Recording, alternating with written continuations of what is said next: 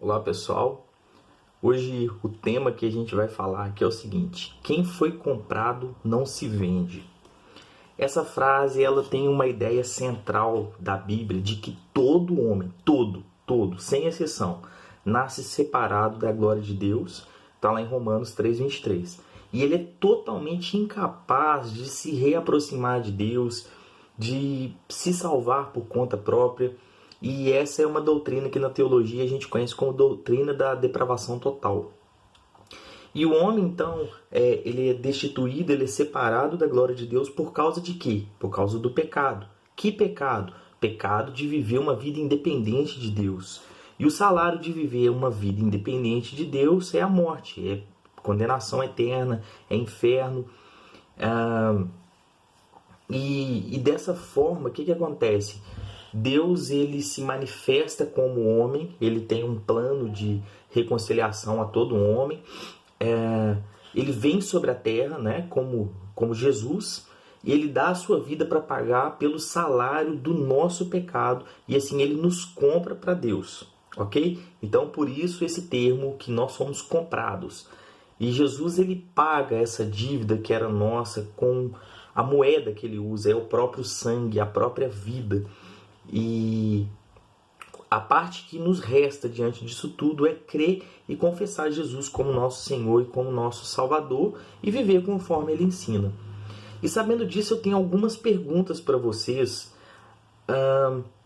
sobre esse tema e baseado nessa introdução que eu dei aqui. Por que aqueles que foram comprados não se vendem? Você saberia responder? Ou vamos melhorar essa pergunta: por que aqueles que entregaram a sua vida para Cristo não voltam atrás na sua decisão? Por que eles não retornam para o mundão? Uma boa questão, né? Mas vamos lá, eu tenho 3 respostas assim rápidas e eu queria que vocês percebessem ela comigo. Primeira resposta: porque Cristo é o mantenedor da nossa salvação. E o texto base para isso está em Efésios capítulo 2, nos versículos 8 a 10. Efésios 2, de 8 a 10, que fala o seguinte: pois pela graça de Deus vocês são salvos, e isso por meio da fé. Não vem de vocês, é um presente de Deus, é um dom de Deus. A salvação não é o resultado do seu esforço, portanto, ninguém pode se orgulhar de tê-la, pois Deus nos fez quem somos agora. Em nossa união com Cristo Jesus, Ele nos criou para que nós fizéssemos boas obras, que antes Ele já havia preparado para nós.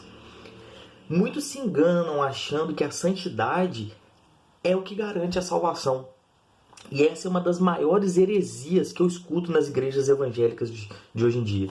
Tem várias igrejas, mas na igreja evangélica me assusta pensar que as pessoas pregam que a santidade é o requisito para se garantir a salvação. É a maior mentira que eu já vi. Isso na teologia também tem um nome que chama pelagianismo. Gente, não acreditem nisso. É mentira. Nós não somos salvos porque fazemos boas obras ou porque somos obedientes e andamos na linha. Não é sobre isso. Os judeus lá no Antigo Testamento, até no Novo, pensavam que a salvação vinha pela obediência da lei. Mas a gente sabe que a fé no Messias era aquilo que garantia a salvação. Então, desde sempre, não foi sobre obras, sobre santidade, foi sobre fé e sobre graça. Nós não mantemos a nossa salvação, Cristo mantém, e por isso a gente não perde a salvação. Logo, não tem como a gente vender algo que não é nosso. A salvação ela foi dada e é mantida por Cristo. E aí ele fala, olha, vocês, se a gente pegar o livro aqui de Tiago e de Romanos, principalmente, a gente pode fazer uma síntese básica que é o seguinte: nós não somos salvos pelas boas obras, mas para as boas obras, conforme esse texto de Efésios que eu li com vocês.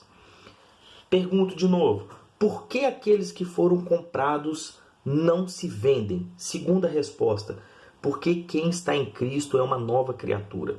Segundo Coríntios, segunda carta de Paulo aos Coríntios, capítulo 5, versículo 17. Essa aqui nem vai precisar de abrir, que essa é fácil. Assim, se alguém está em Cristo, é uma nova criatura, e as coisas velhas se passaram. E eis que tudo se fez novo. O que se fez novo? Tudo se fez novo. Cristo nos deu uma nova história, nos deu um novo modo de ver, de viver a vida, de olhar as pessoas e o mundo de um prisma diferente. A gente passa diariamente por um processo que é chamado de metanoia. Vocês conhecem a metanoia? Já ouviram falar? É um termo que significa transformação e renovação da mente, dos pensamentos, de modo que quanto mais a gente busca em Cristo, busca na palavra, busca o crescimento espiritual, mais a gente tem a nossa mente renovada. Renovada como?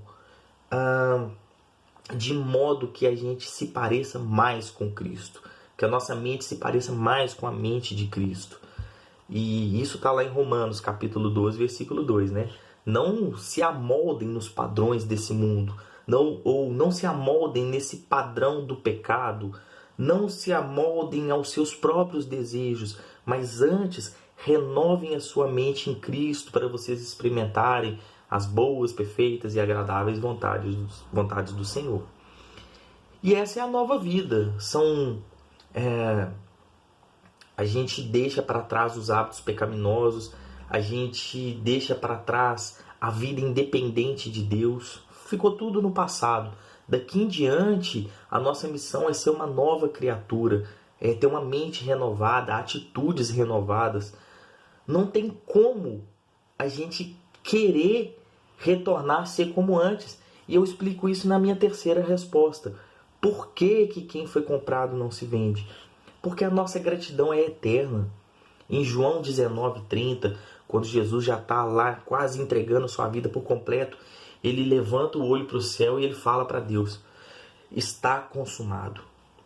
Gente, eu não sei vocês, mas quando eu me deparo com essa cena de Jesus olhando para o alto e gritando: está consumado, acabou, eu fiz o que ninguém mais poderia fazer, eu resgatei aquele que não merecia, o pecador digno de inferno, de condenação eterna, está tudo consumado por ele, para que ele consiga se reconciliar com Deus, para que ele possa se reconciliar com Deus, para que haja salvação. Diante disso, por que a gente não se vende? Porque a nossa gratidão é eterna. O estar consumado garante a minha gratidão. Se ele deu a vida dele por mim, agora é a minha vez de dar a minha vida em gratidão para ele. E o que eu tenho de mais precioso é o que eu dou. O que eu tenho? A única coisa que eu tenho é isso. É o meu coração, a minha mente, é o meu corpo. Então eu dou para ele como gratidão, como oferta de gratidão. E ele me salvou, ele me aceitou, e agora, como gratidão, eu me oferto a ele. E aí vocês podem pensar o seguinte: e o que dizer daqueles que abandonaram a fé e se venderam? Porque acontece. A gente está falando aqui que aqueles que foram comprados não se vendem, mas direto a gente vê aqueles irmãozinhos que eram da igreja, hoje não são mais. Aqueles que cantavam no louvor e hoje estão muito doidos, perdidos por aí. O que dizer desses que abandonaram a fé e se venderam? Então, aqui a gente tem duas possibilidades. Ou nunca foram salvos, ou um dia ainda voltarão. E eu queria falar um pouquinho sobre isso também. Vamos falar o primeiro, os que nunca foram salvos. Deixa eu ver aqui. Pé de manga da goiaba. Eu vivo falando isso em todas as igrejas que eu passo. Mas vamos lá, pé de manga da goiaba? Nunca vi. Um pé de salvo em Cristo, um pé de salvo em Cristo dá o quê? Deveria dar o quê? Frutos de arrependimento, frutos de fé, frutos de amor, né, de obediência. É a metanoia, é o que a gente falou aqui em cima. É aquilo que a mudança de mente faz a gente fazer. A gente não é mais o mesmo. Somos novas criaturas. Então, aos pés de manga que dão goiaba, o que a gente pode confirmar é que nunca foram pé de manga, sempre foram pé de goiaba. Traduzindo, nunca foram salvos. E isso dentro do nosso campo cristão a gente chama de os cristãos nominais. É o que mais tem dentro da nossa igreja. E depois eu vou contar um caso legal para vocês. Legal nem tanto, né? Mas quem são esses cristãos nominais? São aqueles ditos cristãos que vão a retiros, participam da igreja, são membros no hall de membros lá da igreja. Pode até ter batizado. Incrível, né? Participam de ministérios, podem, né, participar de ministérios. Enfim, são religiosos disfarçados de salvos. Não sabem o básico da Bíblia. E eu queria fazer umas perguntas para você. E o meu pensamento é o seguinte: se você é um cristão verdadeiro, com certeza você sabe responder essas perguntas, bíblica e espiritualmente. Algumas pessoas respondem de forma decorada. E quando é decorado, sem alma, sem vida, sem espírito, sem você saber abrir na Bíblia e falar assim, não, eu sei onde está essa base, porque são questões básicas do cristianismo, eu desconfio da salvação da pessoa. Eu mesmo já fui um desses e hoje, graças a Deus, eu me alegro em saber responder as questões básicas do cristianismo. E eu vou fazer essas perguntas para você aqui agora. Vocês se reconhecem como pecadores dignos de inferno? Sim ou não? Eu falei isso lá na introdução. Qualquer coisa vocês voltem o vídeo e vão lá na introdução. Você sabe qual que é o salário do pecado? O salário de ser um pecador, de viver de forma digna de inferno? Qual é o salário desse pecado? Você sabe qual que é a importância que o arrependimento tem nesse processo? Biblicamente dá para explicar? O que deve se fazer depois que você foi convertido por Cristo? Sabe falar? Qual a necessidade de uma vida de relacionamento diário com a palavra de Deus, com o próprio Cristo? Pergunta mais filosófica do que eu vou fazer agora, acho que não tem. Se Jesus voltasse hoje, você saberia dizer qual seria o seu destino? O cristão nominal basicamente não sabe responder essas perguntas de uma forma bíblica e espiritual. Igual eu falei, às vezes, decorado, ele sabe, porque já ouviu tanto isso dentro da igreja, mas de uma forma viva, de uma forma verdadeira. Ele sabe? O segundo ponto aí, que eu falei, né, a pergunta, né? E o que dizer daqueles que abandonaram a fé? O primeiro, talvez eles não são salvos, ou certeza eles não são salvos. Segundo, um dia ainda pode ser que eles voltem, antes que Cristo venha para arrebatar a sua igreja, né? E é por isso que a gente não julga, a gente não sabe. Não cabe a nós o julgamento da salvação alheia. Cabe a nós o ir de fazer discípulos. O julgamento ele não pertence a gente. O fato é que alguns esfriam, pecam, caem. Agora, esses que um dia voltarão, como é configurada a vida deles? O pecado ainda machuca eles. Eles cometem, sentem aquele primeiro prazer do pecado, que todo pecado é prazeroso. Mas ele cria ali uma dor, um incômodo, que a pessoa sabe que ela está fazendo errado, ela sabe que ela está magoando o coração de Jesus. Ela sabe. E esse estilo de vida liberal, pecaminoso, produz uma tormenta diária no coração dessa pessoa, na mente dessa pessoa.